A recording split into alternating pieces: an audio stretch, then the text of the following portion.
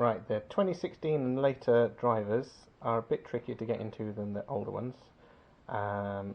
So to get the ear cup off, you need to unplug the cable from the top, slide this to the bottom of the arm, and it'll unclip off the bottom just with a little bit of force.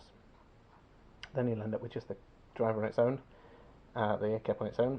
Next you're going to need to remove the ear pad, stick your finger in underneath there and pull, that'll come off. There's a little dust cover there.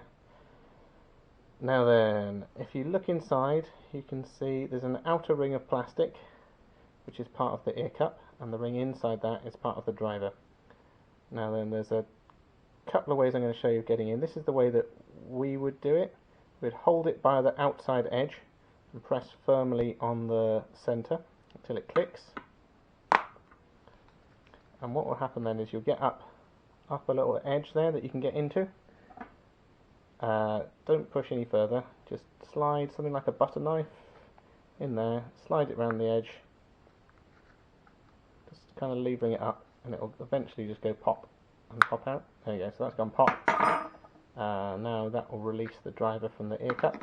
This outer bit here might pop out slightly, just push that back in, that's fine.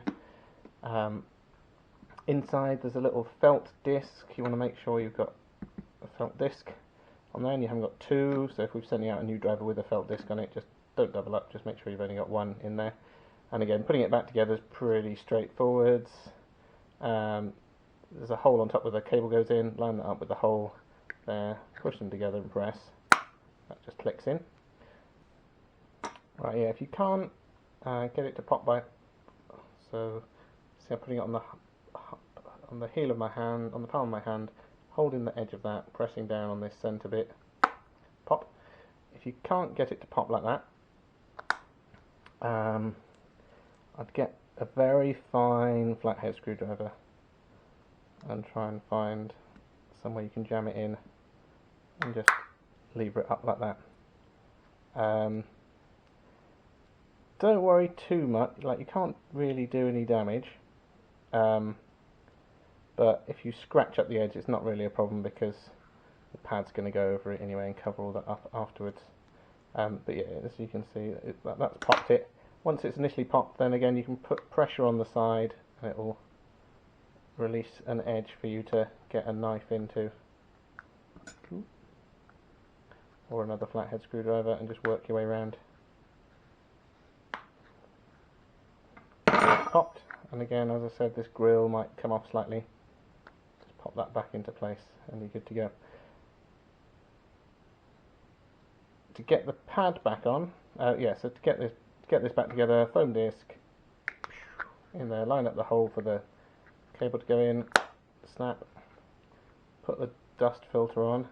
Now then, some people find getting the pads on quite tricky. I've obviously done it thousands of times, so got my technique down, but essentially what I do is hook the edge of the pad over the little lip that it hooks onto, like that, so you've got a section on there. Hold that with your thumb, get your finger under, just kind of hook it over as you go, you work your way around.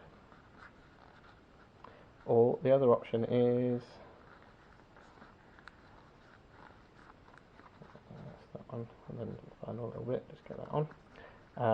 The other way of getting the pad on would be to turn this inside out.